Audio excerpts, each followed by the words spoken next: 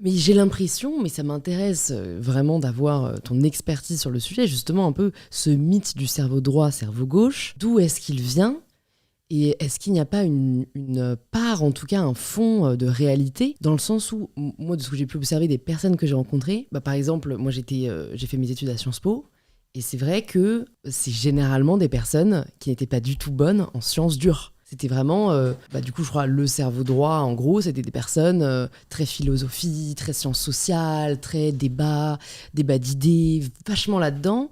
Et à l'inverse, du coup, j'étais très admirative. Il y avait un double diplôme qui était avec... je crois que l'université que tu as fait, Pierre et Marie Curie. Il y avait un double diplôme Sciences Po et Pierre et Marie Curie, avec des personnes qui faisaient du coup en parallèle une licence de chimie ou de bio. Et j'étais fascinée, je me disais, mais comment est-ce qu'ils arrivent à avoir ces deux intelligences qui, moi, me paraissaient en effet assez opposées ? Oui, alors déjà, quand tu dis, Louise, deux intelligences, c'est là où ça commence à être une déformation de ce que c'est, parce que c'est exactement la même qui nous permet de construire n'importe quel savoir, quelle connaissance. C'est-à-dire écrire un vers de poésie, c'est le même processus que celui de résoudre une équation mathématique, que celui de déchiffrer un mot pour quelqu'un qui ne sait pas lire et écrire, que celui de théoriser et de celui d'avoir cette conversation. Après, ce n'est pas les mêmes manifestations. C'est Jacques Rancière qui fait sa différenciation. Les intelligences ne se manifestent pas de la même façon.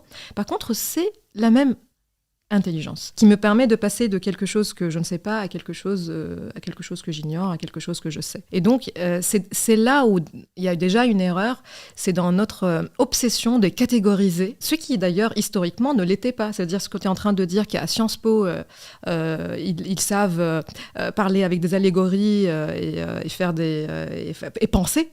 Et ailleurs, on va être plus dans l'expérimentation, et ailleurs, on va être plus dans la création.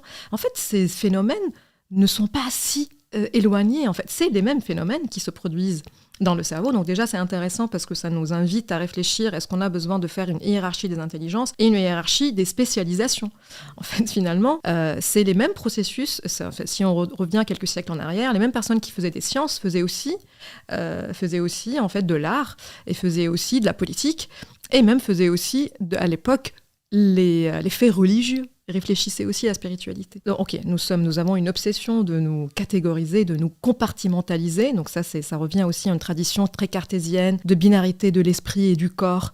Et en fait, plus on se voit comme des êtres, non seulement nous, le corps et le cerveau, qui sont en fait, voilà, le cœur par exemple, cette idée que mon cœur et mon cerveau qui luttent, moi je suis plus rationnelle, moi je suis plus intuitive. Ben, c'est aussi ça, c'est des fables qu'on se raconte sur nous-mêmes. Déjà le cœur il bat, c'est tout, quoi. C'est un une organe pompe qui va en fait générer la vitesse du trafic. Ça, moi je trouve ça très poétique, hein, mais ça reste quand même une obsession de nous diviser. Alors pourquoi ? Pourquoi en fait ça nous rassure de dire, alors même le cerveau droit, cerveau gauche, je pense scientifiquement ça ne tient pas, parce que le processus créatif par exemple, le processus de résoudre, de faire un raisonnement abstrait comme faire des maths, c'est exactement les mêmes phénomènes qui se produisent, hein, qui est de se projeter dans une configuration abstraite, d'utiliser son imaginaire tout en puisant dans ses connaissances passées. C'est toujours ça, hein, c'est créer, c'est parler, utiliser le langage. Je suis en train de faire exactement, en choisissant mes mots, je suis en train aussi de faire des fois des phénomènes subversifs, de faire de la créativité en fait. Si je dis pas ce que toi tu as prédit que j'allais dire. Sauf qu'on va pas dire que c'est de la créativité, mais c'est un maniement très sophistiqué en fait de symboles. Je suis pas que je suis en train de le faire, je dis qu'on pourrait le faire. Et en fait, du coup, on peut se demander pourquoi on est obsédé par cette idée de cerveau gauche, cerveau droit. On peut penser aussi aux intelligences multiples. Ah bah non, c'est pas cerveau gauche, cerveau droit, c'est est-ce que je suis kinesthésie, est-ce que je suis intrapersonnel, après on pense aux tests de personnalité et soft MBTI, skills et un MBTI, tout ça. En fait, tout cela repose ce que il y a un journaliste au New York Times qui a appelé ça l'astrologie du bureau. Je trouve ça, voilà, c'est ça, parce que c'est en fait c'est la même pseudo-science en quelque sorte dans laquelle on a besoin de lire un texte qui nous dit qui nous sommes.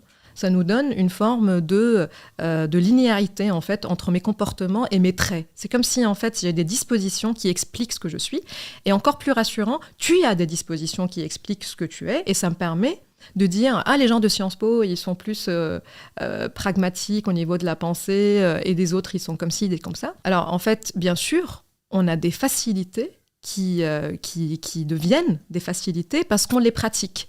C'est-à-dire cette personne qui est à Sciences Po, ça fait quand même plusieurs années qu'elle baigne dans cette forme de réflexion. En fait, on le voit très bien, rentrer à Sciences Po et sortir de Sciences Po, il y a une façon de parler. Qu'est-ce qui s'est passé entre-temps ? En fait, on a baigné, on était dans une immersion qui on finit par confondre par ce que nous sommes. En fait, c'est juste le cerveau est à l'image de ce que nous pratiquons. Et aussi, il est à l'image de ce que nous croyons que nous sommes capables de pratiquer. Ça veut dire que si je me pense scientifique, je vais singer en quelque sorte les codes des scientifiques. Alors en fait, je ne dis pas donc que nous sommes semblables, je ne dis pas que nous sommes tous avec les mêmes capacités scientifiques, capacités créatives et tout ça. Par contre, nous prenons des directions, nous dérivons, et ces dérives font de nous finalement des êtres avec des traits de l'extérieur qui peuvent paraître différents. Mais il faut qu'on laisse tomber notre acharnement à tester et à quantifier, à donner des couleurs et des ENFP, je sais pas quoi, parce que nous sommes beaucoup plus complexes pour qu'un test puisse évaluer qu'est-ce que j'ai comme tendance psychologique. Moi, en effet, je pense